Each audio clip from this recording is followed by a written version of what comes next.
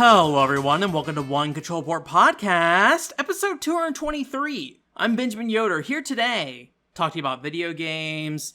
We're going to have a little bit of a slightly different show this week. You may not even notice. Essentially, we typically have like the I'm playing this, here's the news stories and here's the upcoming content this week.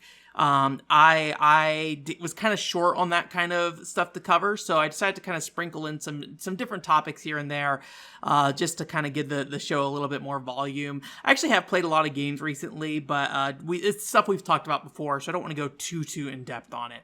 But one thing I do want to do is two things actually before we get too deep into it. One, if you didn't see, if you're a weekly listener to the podcast, in the middle of last week, I put up a Multitap episode for that Kowloon Gate episode or Kowloon Curse episode of that indie game that I had an interview with someone on. I just wanted to kind of bring that back up because I did notice that video didn't really get, or that rather the podcast version of it, the audio version, didn't get a lot of traction, where the video version did get a decent amount, and maybe that has to do with the fact that I included gameplay in the YouTube version. But if you just tune into the podcast feed, once a week, go ahead and check out that podcast that went up as well a few days ago and give that a listen. I do have kind of a Multitap podcast that I am looking to do in the future with somebody else. I got kind of a tentative yes, so we'll see how that plays out and when that comes around. But just let you know. And the previous podcast I did, the previous Multitap one, is going to be kind of hopefully the new format going forward, just because it's a lot easier for me to work with in terms of not having to dedicate a ton of time to making those Multitap podcasts, unfortunately, because that was kind of the thing that kept me from making them after the PCFX one. Was like, oh my god, that was a huge project and way more than I thought it would be. So I want to simplify those down so I can continue to kind of talk to people without having to stop everything I'm doing for a month to do that. Anyways, and the other thing I want to kind of touch on before I get too deep into the podcast as well is last week we talked about No More Heroes 3. I pretty much said everything I was going to say about it, and you're not going to really see a casual review from me on that because the reality is, I think, is that most of what I think about that game is out there with other people in the world as well. You can go look at a lot of different impressions, and I think you'll generally get about what I was thinking about the game. So I don't think there's any real need to formalize that personally. But anyways, the one thing I did want to follow up on is that I actually did go and watch X Play's No More Heroes 3 review, so Adam Sessler's review. And one interesting point he made that I did kind of like, once I thought about it, I was like, oh, this is actually true, but I did not really talk about last time, is the enemy diversity in that game. Not in the big bosses you fight, obviously that's kind of the focal piece of No More Heroes, but instead of the fodder enemies you fight in between those big boss fights. In the previous games, they're typically, just guys you kind of mash through. In this title, each kind of fodder enemy type has different roles they play, whether that be like being a ranged enemy, having kind of like a heavy frontal offense that you have to kind of get around, or you have, agile swordsmen, or like these big, slow, like super armor axe wielding guys. It just makes you have to think a little bit more about the how you're moving around in those arenas and where you're fighting and when you should be dodging and things like that. Again, it was something that I didn't really think too much about until Adam Sessler mentioned it. I was like, oh yeah, you're right. That actually makes a lot of sense. So I'll let him claim his thoughts on that kind of thing. But I wanted to watch his review because I felt like if I was going to get a more mainstream review of that game and probably how people were feeling, I feel like he was probably a good place to check there. And I generally like Adam Sessler quite a bit. So yeah. Anyways, all that aside, one thing I did want to talk a little bit about though is, with No More Heroes 3 being me being done with that, I think I kind of realized that might be the last game for me this year that I'm really going to check out. I know a few people have mentioned I should check out Cruisin' Blast. I thought about it, or whatever it's called. I can't remember. I thought about it, but I think the reality is that it is very, at least the arcade experience I played is very Cruisin'-like, which I think is cool, and I think it's probably a neat game. But the reality is I think I don't really have a need to check that out, or I don't really feel the need to check that out. I think the arcade experience I got was like, yeah, okay, I get what's going on here. Very flashy arcade racing game, that's for sure. But it's a game I think I could probably move on with my life. And hey, maybe someday in the future I find it as at the right time for me to pick up, then I will do so. One point I made to somebody on stream as well is like, I have 30 billion racing games laying around already, so I don't really have a need to just like go and buy another one if I don't have a particular draw towards it, right? It's not a Kanagawa Jet Girls, dude. So yeah. But otherwise, I think in terms of what's coming up, the big ones that are probably, or really the only title that I have any interest in, and unfortunately it's just on the wrong platform, is Final Fantasy VII, the First Soldier. That's that Battle Royale Final Fantasy VII game. It's like a third-person shooter, but it also has melee action elements. I don't know if it's built on top of like the Final Fantasy VII engine at all, in terms of the remake engine, obviously, or if it's just generally set in the same world. But I am interested in that, being somewhat of a Battle Royale fan. I've played PUBG and Apex, so that's two Battle Royales that I've spent, at least 100 hours in each. I think 300 in PUBG. So, but unfortunately, it's iOS and Android only. So unless it comes to PC, I probably won't check that out. But I am interested. I think there's a Tokyo Game Show showing for it. I'll be interested in kind of sitting down and watching. Like, I would assume they would show like a full match on there. They may have already shown a full match in the past, but that'll be a good time for me to think about it. There's also Metroid Dread, which is something that my friend mentioned to me. He was like, are you interested in this? Especially because when I came out of Super Metroid, I am much more interested in where the Metroid series went after Super Metroid. I did it on a podcast, or talked about it on a podcast a couple episodes ago, or a few episodes ago. So if you didn't hear me talk about that, just go back in the archive, you'll find it. I think Metroid Dread specifically is a game that is just not really doing what I want it to do. Not in a way of like, oh, this is not the direction I want the Metroid series to go kind of thing, but more of just, it has, or at least so far, the main gimmick that's being sold is like, hey, there's this unkillable guy that's chasing you around kind of thing. And I don't particularly like that element of a lot of games. Admittedly, I will say it's typically when I think about survival horror games specifically, mainly because of resource management and things like that. But I haven't really seen a game that does that kind of like unkillable enemy chasing you in a super convincing way, or a super enjoyable way, maybe I should say, because I typically don't like that element. Even like Sonic Adventure, I did not like that element as well. At least nothing's coming up to me off the top of my head. So I think there's just other places in the Metroid series I'd like to go and look right now. But hey, I'm super glad Metroid fans are finally getting another 2D Metroid that is kind of, I guess, advancing the story forward. If you care about the Metroid lore, I personally don't have any real investment other than I like the bounty hunters. I mean, Metroid Prime First Hunt was like my main Metroid experience Metroid Prime Hunters rather. First Hunt was the demo. But Metroid Prime Hunters like the main Metroid experience I had for years, and I like the bounty hunters in that game. That's a part of that game I really enjoyed. I like Weevil.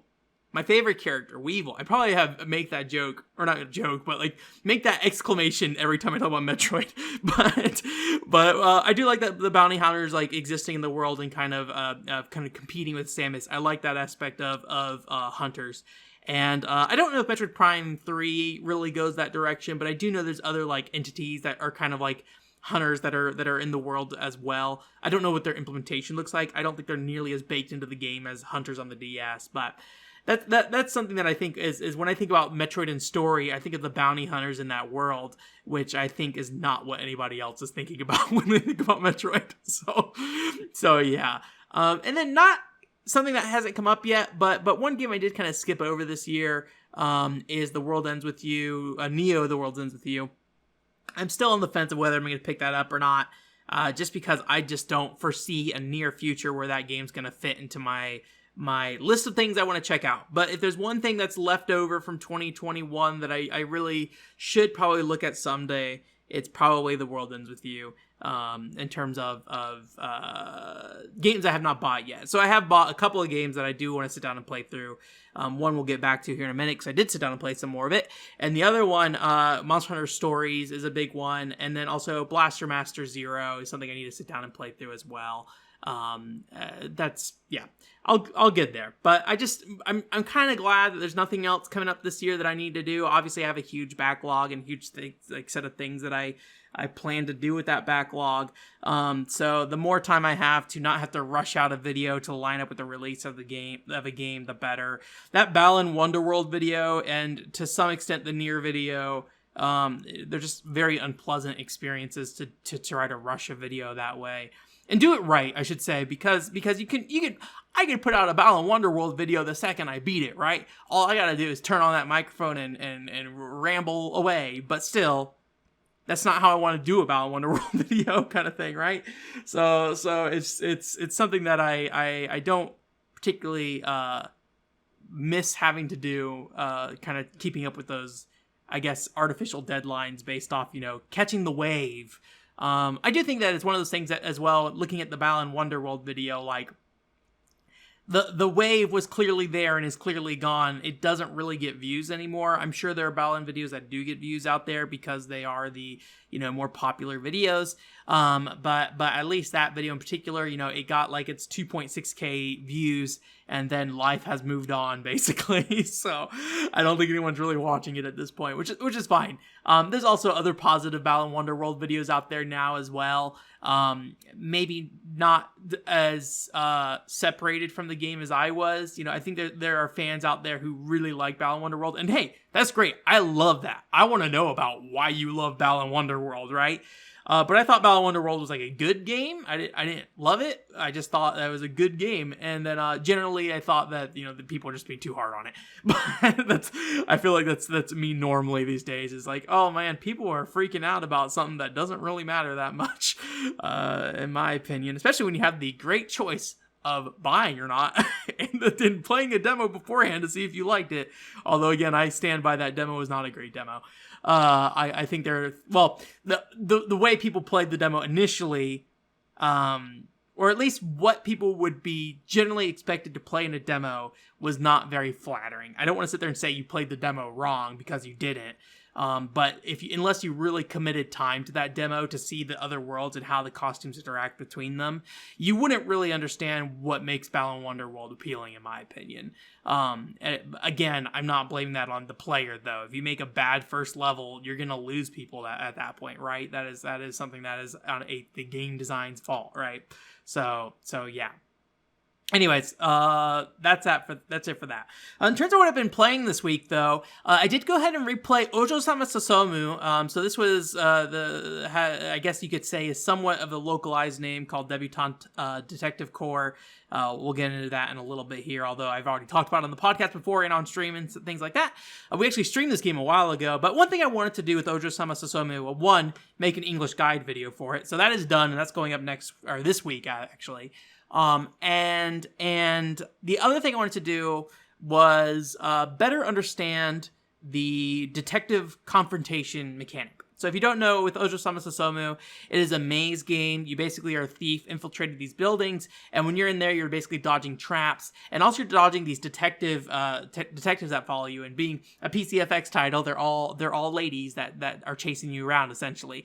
And so the trap aspect of that game and like the puzzle solving is for the most part fairly straightforward. There's definitely some things you need to know about that game, which was part of the trouble with that video I had to put together this week. Was like, I actually had to explain way more of the game than I really wanted to. It's a longer video because of that. I usually want to keep it pretty short, but because there's just a lot of things I felt like I needed to clarify before we got too deep into it, I thought it was important to do so, especially since the second mechanic that I want to talk about is the confrontation mechanic, which is when you actually get caught by a detective. You get in a one-on-one kind of stance with them, where you have a text box under them, and you can make a variety of choices, whether that being shooting like a flare bullet, or disguising yourself to look like one of the other detectives, and then having to like use a password that you buy off of the kind of information peddler between missions and things like that. And also there's like the ability to use a variety of tools that you can like scare them or tickle them or things like that. Tickle them because, again, they're women. It's a PCFX game. So it's fan servicey in that regard. But anyways, so I really want to learn and interact with that mechanic a bit more. And it is something that I think is like a fun thing to see if you just want to see like the different interactions those characters have, their different reactions to you. And then like it's kind of fun to do the disguising thing and have to like, it's not really you playing up like that you're another character. You're just basically saying, I bought this tape with a password on it and I can use this in place of having to actually give an answer. But it's something that I think is just kind of fun to interact with, and it's kind of like the concept of which is neat as you kind of interact with these characters directly in a way, and then you're basically doing that as a way to try to escape or deceive them or things like that. Again, I think it's fairly shallow maybe in the actual implementation, and ultimately a lot of the items in there are kind of dice rolls whether they work or not, so at that point you kind of might as well just run away kind of thing. So, and that's a point that I make in the video, is that you really don't have to interact with that mechanic if you don't want to. And as you saw on stream, we basically did not interact with that mechanic. After a certain point, I was like, I don't know what's happening. I guess we're just going to run away from every encounter kind of thing. But actually sitting down and learning how it works, it's fun and cute, right? But it's just not something that's very essential to the main game, I think, for the most part. One thing I will say that I did kind of miss, or rather I feel like is kind of a detriment to the game, is that there are skills in that game that are 100%, or at least seem to be 100% guaranteed that they will deflect the detective from coming towards you. So whether that be the ability to tickle them, scare them with a chicken mask, throw a frog at them, things like that. And the fact that it was potentially like 100% guarantee, or at least a very high probability would succeed, meant I leaned really heavily on those. And there's not a ton of variety between those scenes as far as I could tell. So it does kind of limit those down, that once you understand who is scared of what, you can basically just use those items and stock up on a bunch of them and not have to interact with the rest of the conversational mechanics of the game. It's a short game though, so by the time you figure all that stuff out, there's a good chance that you may have seen a lot of the little fun things, like the lady who brings out the puppet is going to hit you with a hammer, or when they do like the roulette wheel where God determines your fate kind of thing. Those kind of things are still in there and still fun before you understand how to kind of game that mechanic in a way. So anyways, I had a lot of fun with it, and I enjoyed playing through it again. It is a game that requires a ton of patience, but if you are curious about Ojousama Sousamou, I'll have that video going up this week, and I hope you enjoy that. There is an issue with the script that I didn't realize until I was already done, where I say the word options about 5 times in 3 sentences, which sucks, but at this point I'm just going to let it be and move on with my life. So yeah. Also, I went ahead and uploaded the Debutante Detective Corps OVA. So this is an OVA for Ojousama Sousamou that actually got an official localization. So I uploaded it. It has a dub and a sub version on there. I couldn't get the sub version to display in archive.org properly, so I went ahead and recorded the sub version separately. But I did include the disc image, so if you want to, do whatever you want to do with that DVD disc image, it's there for you to do. I also scanned all the box art stuff for both the DVD and the game itself with the manuals and everything. So if you want to see some art for that game, there's some stuff uploaded there. I also ordered a book, an Ojousama Sousamou book for like $20. I think it's a light novel. I don't think it's like a book that's going to have a lot of graphics in it and anything. And obviously I'd love to scan an entire light novel, but that's a nightmare. So I probably won't, but I just want to kind of verify what it is, and $20 is I'll do a dice roll, see what happens. Worst case scenario, you can get like a high quality scan of the cover art, right? Because there isn't one out there of that right now. So yeah, I'm excited for that to go up, and I hope, if you're a PCFX fan waiting for those English guide videos, this is one of those games that I think is very accessible. It just requires a little bit of help to get you going. And yeah, so I'm going to hopefully do another one of those here. I will say those PCFX videos, the follow-up ones, are doing about what I expected for my channel for the most part. They're about in line with the casual reviews and things like that. So I probably won't do a heavy priority on them. But if you know me, that doesn't mean that I'm going to abandon them, or at least I'm going to try not to abandon them. I will continue to do them as much as I can. I like that system a lot, and I whether those videos get views or not, having the resource available out there is the big thing. That is important to me. So I cannot guarantee I'll do the entire library, but I think you should continue to expect them coming. I don't know how often, but somewhat frequently. Ojousama Sousamou is also going to be one of the ones that launched when the actual video went up, or within that time frame. But unfortunately, I just didn't really get around to it. So I need to kind of look at what I have here. I know Sparkling Feather is the one I really need to go back and revisit, but I got to play through Sparkling Feather again, and also do a lot of messing around with Sparkling Feather to figure out how to get certain things to work in that game. And also, I have the usual ones that we can talk about, like Chojin Heki Zeroigar. I don't really know if there's a lot I need to do for that. Like it kind of feels like a waste to even make a video for that. So it's probably going to just be off to the side for now. And maybe if I can find something that makes sense for it, we will do it. I think there's some value in Kishin Zenki, specifically behind just letting people know about the like Street Fighter special attacks you can do in that game. I've seen a few videos where people mention the fact that Chiaki is a very boring character to play, even though Chiaki is probably one of the more interesting ones. It's just they don't know that she has additional skills that you can use. It just requires additional like inputs essentially. Or in the case of me, I just moved that mode 1 to B, and then I just use the upper buttons. That seems to work. So I think there's some value in making a very short video about Zenki probably at some point. So yeah.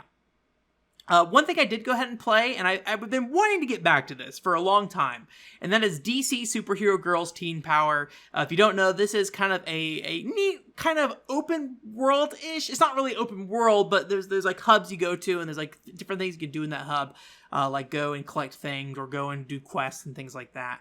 And it is kind of like a third person behind the back brawler, but it is kind of, draped in this, this IP called, Superhero Girls. I don't know if Teen Power is part of the official name, but it is a teen version of DC characters that are all ladies. I don't know if any of them are like, their main counterpart, or like an original character is like a male and then they made it a female, or if they're all like Batgirl, where like Batgirl's a defined character as a lady essentially. But I don't know anything about DC. Hey, this is the most I've ever interacted with anything DC basically. Anyways, but I've been enjoying that. I think the one thing that I've kind of came away liking a bit more is that the combat has started to evolve a bit more. Before, it was definitely very mashy. You just kind of have to press the attack button. But I've started kind of investing my resources in Batgirl specifically and using that to kind of get more, I don't want to say different skills, because you don't really get different skills. You just kind of can upgrade your current skills, but you do apply some modifiers on that make your skills more useful. And so it makes it more sense to use like your R1 skill during the combat. And I do find that I am like the counterattack specifically seem to be very potent on a lot of the later enemies in the game. So it's not just smashing the button. There's a lot of times where you're going to smash the button when you have a window of opportunity, and then you're going to kind of wait, dodge, counter, and then maybe use like your special skill kind of thing. So I think that the combat has evolved a little bit. It's still very kid-friendly though in that regard. You could just basically mash your way through it probably if you really wanted to. But in terms of, keeping your HP up, there's like some additional rewards based off how you perform and things like that. So I am finding that to be an enjoyable combat system. There's also this really fun boss I did where it's like a robot in like a toy place, and you have to like kind of jump in around these boxes and destroy these generators. Like, those toy blocks. It's kind of like a Mario Kart Double Dash block fort kind of thing, where like some of the block fort was kind of like blocked off in a way that it wasn't in the 64 game, so you can go in like these tunnels and things like that. It's kind of like that, where you kind of go and you go in the tunnel and you like go and break the generator kind of thing. So it was a fun fight for sure, and they also started unlocking villains, which I was excited about, because I think the game could use a little more diversity. Although again, you only have one EXP pool in that game, so it's a little hard to keep up with keeping one character or keeping your characters leveled up. So I really have been focusing on that one, and then if another character kind of catches my eye, I've been kind of investing experience points into them. Again, not a hard game though, so like if you neglect one of the characters, I'm not really finding too many situations where they can't get through like a mission there where they may be required as the sole combatant of that mission kind of thing. It seems very easy, straightforward game.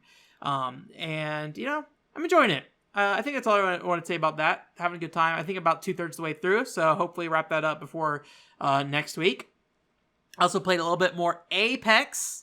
And specifically the reason I'm bringing this up is because I played as Rampart a bit, which if you don't know, Rampart is this character who can basically drop down these like shield walls, and then they have like on the top of the shield wall, there's like an amplifier as well, so you can do like damage, like boost your damage as you shoot through this amplified wall kind of thing.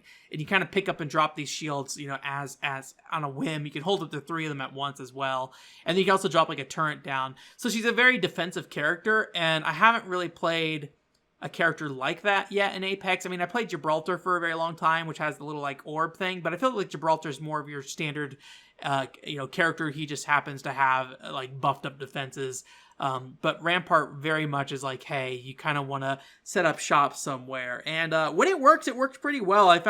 I found dropping the turret down seems to catch people by surprise pretty frequently, and that turret hurts when people get hit by it. So I've enjoyed that. The biggest problem I found is that it's just really hard to push on people with it, because you do kind of have to like set up a base essentially, and it's not really like you can break stuff down and put it back up, with the exception of the turret. You do have to wait for the cooldown on the turret again, but it does give you the ability to like move around if you need to, but just actually setting up takes a little time. So it's just not easy to move around, I think. And a part of this challenge comes from the fact that your walls are not specific to you. They also can be used by enemies. So you don't want to just like leave encampments in places where somebody would have an advantage against you. So it's one of those things where it's like, yeah, if you're going to abandon a group of like a set of walls and your turret and things like that, it's not a big deal as long as you're not, walking with it to your back essentially. Otherwise you need to kind of break it all down and you're kind of just more of a normal character at that point. But there are characters in that game that are very much just like, hey, other than the fact that they have these skills, they are pretty much just like a normal character, and the mechanics of that game are built in a way that anybody can like win a firefight basically. Just certain characters have different advantages. So if you're Loba or something like that, you don't really have a lot of options in terms of combat mechanics. But the thing with her is that ideally she can see a bunch of loot, so you can like pre-gear up your character more so than other characters in the game. Or more so than other players. So ideally you'd have an advantage on armor and things like that. But I won't get into the mechanics of how loot in Apex works, and like how you can level up armor and things like that, and why Loba might not be the best ideal for that situation or something. But I did just kind of enjoy that different play style of having to think a little more defensively, and trying to find different ways in the environment I could kind of pin people in a way that would make it more challenging for them to kind of escape, kind of thing. And I think one thing I might try to do is try to build, or like maybe fight backwards more. So instead of like pushing into the circle, maybe like ride the edge of the circle and then build up defenses on the edge of the circle, at least in places that I identify as, kind of choke points or something like that, where I can kind of get people who are trying to come into the circle, kind of thing. That might be something that makes a lot more sense. But I'm excited to play more Rampart. That's probably the character that I've really attached onto since Fuse. I did try a few other characters, but none of them were really like jumping out at me, like Lifeline. Seer I enjoyed before the nerf on him, and then also Loba. I didn't really love Loba as well. So and that's pretty much it in terms of games I've been playing this week.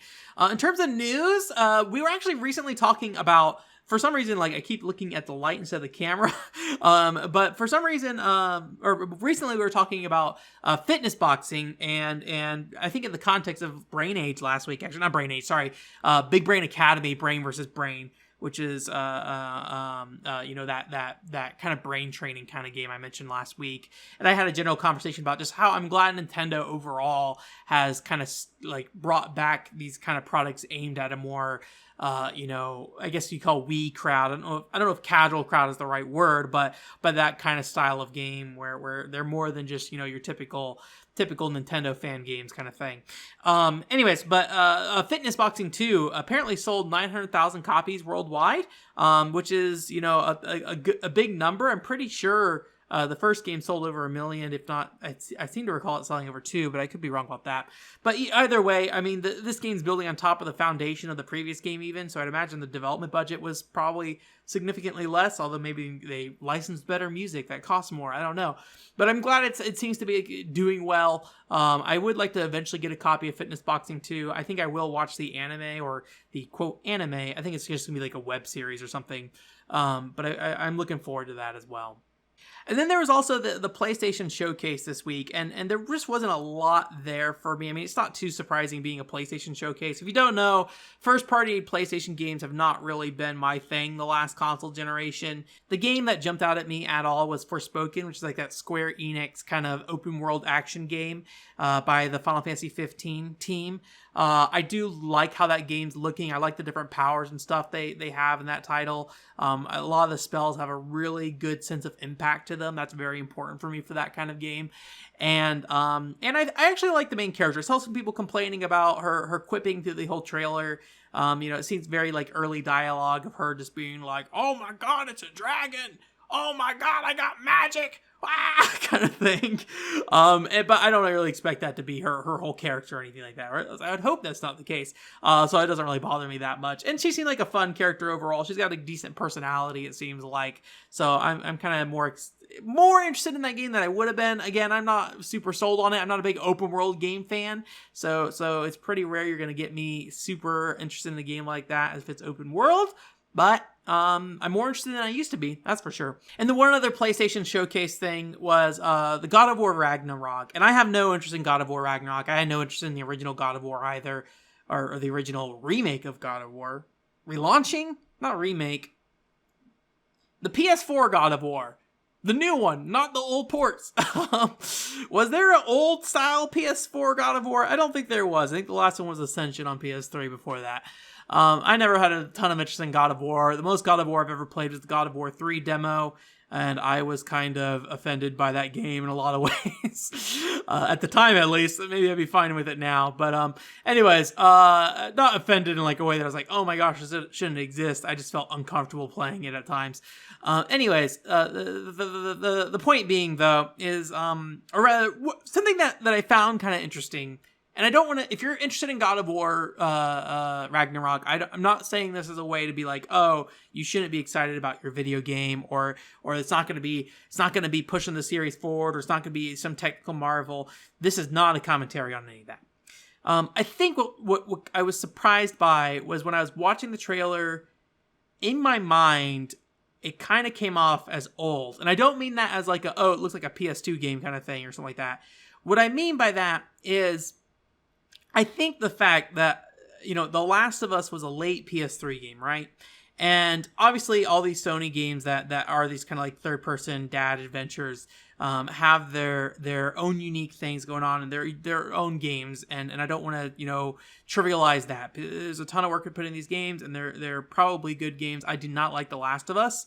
I would probably say The Last of Us is a good game. I'm a little on the fence about that statement, but generally I will say The Last of Us is a good game. It's just a lot of things did not particularly vibe with me on that. And but anyway, so this series of kind of games that have been this similar approach to, third person behind the back, kind of melodramatic, is that the word I'm looking for? One of my friends used to call them like HBO TV series, but I don't watch HBO, so I don't really know what that means either. But, just kind of like maybe a little too serious for its own good at times. I'm sure they're mixed in with humor.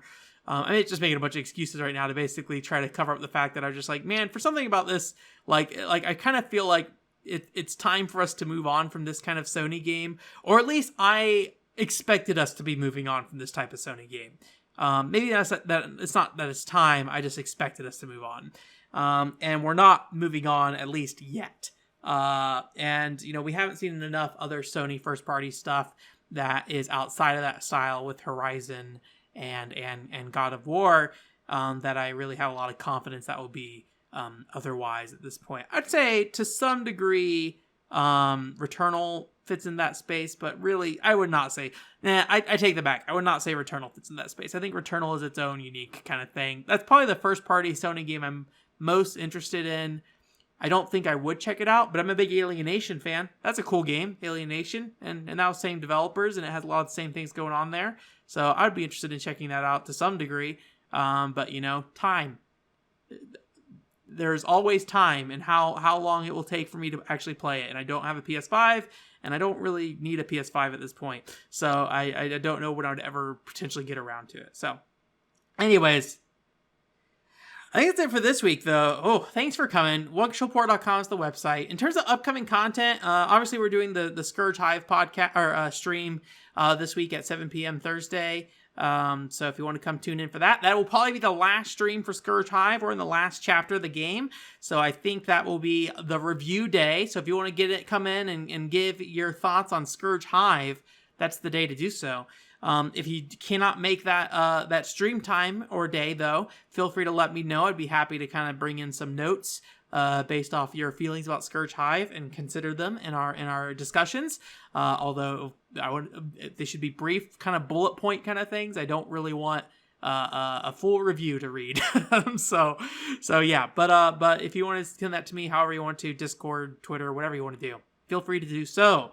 Other than that, I have Ojousama Sousamou coming up this week in terms of the English PCFX guides. I'm working on a couple of, one GameCube video that's kind of like a list video. I don't really know when that's going to come along. I want to make it be like a shorter video in terms of production time. I think the video itself will probably be decently long, but in terms of the time it takes for me to put it together, I would like it to be shorter. That being said, there's a couple things I would like to do that I think would slow that process down. So I'm kind of up in the air of how I want to handle that at this point, but that is potentially coming forward. This is kind of in line with what I said late last year, where I want to kind of make some more straightforward, easy content to put out there that is maybe a bit more, I don't want to say clickbaity, but a bit more trendy, but is ideally, when it comes to the content of the video, will be very much my channel still. It's just a matter of maybe the topic itself will be presented in a way that is more likely people will click on it. so yeah, we'll see though. We'll see how that turns out, what that turns into. I also have like a follow-up video for Chibi Robo that I'm looking into right now. Kind of working out the details on that at the moment. I don't think it would be very hard to put together at this point. I don't think I need to do really any more research based off what I know at this point as well, so it would probably be something I could throw together pretty quick. I am looking to see if I can find a way to see if there's a way I can get ahead of the game news outlets out there. Again, I don't want to be too hard on them, but I found with the last two Chibi Robo videos I did, which were somewhat newsworthy, they didn't always get the information right when they kind of summed it up on their website. So I want to find a way that I can try to reduce that confusion, I hope. Whether I'll be successful will be another thing, but that is my hope. We'll see what happens. And worst case scenario, if I can't make a path for that, I'll just make the video and then just send it out to the wolves, and then, we'll see what happens when somebody is like, okay, this happened at this time with this company, and it's like, actually, no, that is not how that happened, kind of thing. So yeah. Anyways, I feel like this podcast is a little all over the place in terms of not only my words, voice, and also topics. So hopefully it's not too inconsistent. But otherwise, though, I hope you have a great week. And I guess that's it. Listen to the Kowloon Curse podcast if you haven't last week or this week. I'm excited to do more of the Multitap podcast, and if you have feedback on it, let me know. I'd be happy to hear back. There's definitely things I want to work on to improve the podcasts for sure for the Multitap ones, but the more I know about what you want, the better it will be, or the easier for me it will be to identify the more urgent things to touch on. But yeah, anyways, thank you again. WonkaSupport.com is the website. Hope you have a great week. Bye.